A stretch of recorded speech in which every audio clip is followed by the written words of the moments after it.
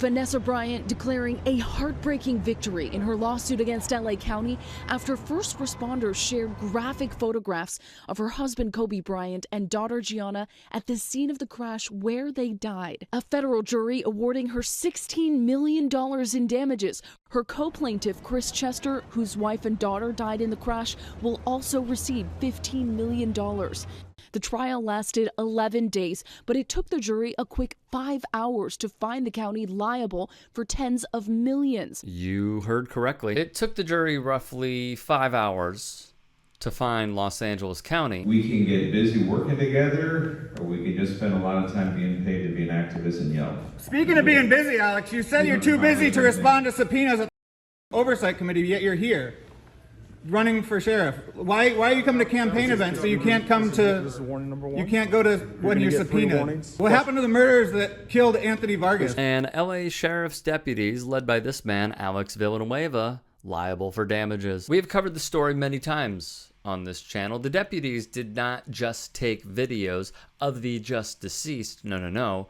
They also shared them. One deputy in particular took between 25 and 100 photos of the crash scene on his personal cell phone. One officer went to a bar and proudly showed them to another person in the bar, laughing about it, and another shared the images with other officers through WhatsApp. Not only do they have testimony from the bartender of what happened, but they have security footage that in fact shows him zooming in on the photo. Somebody at that bar filed a written complaint with the sheriff's department. And that's how the LA Times and Vanessa Bryant came to know that this happened. ABC 7 interviewed someone at the bar who spoke out on what he overheard. Deputy Joey Cruz showing the grotesque photos to the bartender. Here's a still photo of the security footage from that night. Another deputy shared the photos while playing Call of Duty.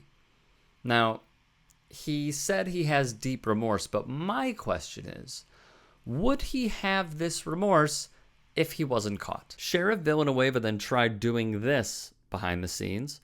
Last May, the LA Times reported the former captain of the Lost Hills station halted the order to delete the photos and called his supervisor to express concern that the sheriff's order might constitute an instruction to destroy evidence according to the filing. Per Bryant's lawyers, information gathered from internal affairs documents turned over to Vanessa Bryant's legal team involves the sheriff's statement to underlings that if they came clean and deleted any photos in their possession, they would not be punished. If you can't bring my husband and baby back, please make sure that... What's also incredibly troubling is this sense of prediction from Vanessa Bryant. No one takes photographs of them. Please secure the area, Vanessa Bryant said during the deposition. And he said, I will.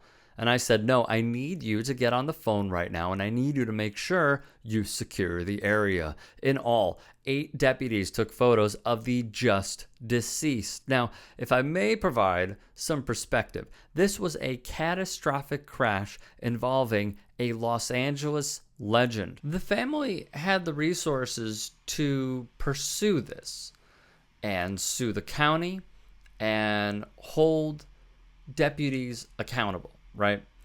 But my thing is, imagine what happens when a family does not have those resources.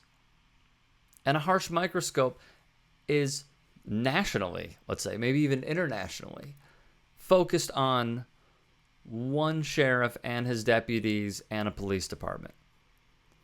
You would be cynical to think that this does not happen. And it's not just because we're finding out with the passing of a Los Angeles legend. If they're doing this to Kobe and Gigi and others, what else are they doing in public spaces like this? One whistleblower even says this is the culture within the Los Angeles Sheriff's Department. The county fought Vanessa in court with the following. They tried forcing Bryant to turn over therapy records dating all the way back to 2010, a decade before her husband's death, as evidence of her mental state. The judge ruled that Bryant only had to turn over records back as far as 2017 and had previously denied a defense attempt to force Bryant to undergo a mental evaluation. Then they tried downplaying the sharing of dead bodies. One attorney representing the county, Mira Hashmal, told the jury the following: "Those pictures are nowhere," adding that they were never published online or in the media or seen by the families. Then, the defendants said the photos didn't focus on the victims' remains, but on views of the crash site. The county said the photos weren't shared publicly or sent to anyone outside the county, according to court docs. And of course, it failed spectacularly. Louis Lee, a lawyer for Mrs. Bryant, confirmed the $16 million jury verdict for Mrs. Bryant. In addition, Chris Chester, whose wife Sarah, 45, and daughter Peyton, 13, were among those killed in the crash, joined the lawsuit and was awarded $15 million. Mr. Lee said, "The case has always been about accountability, and now the jury has unanimously spoken."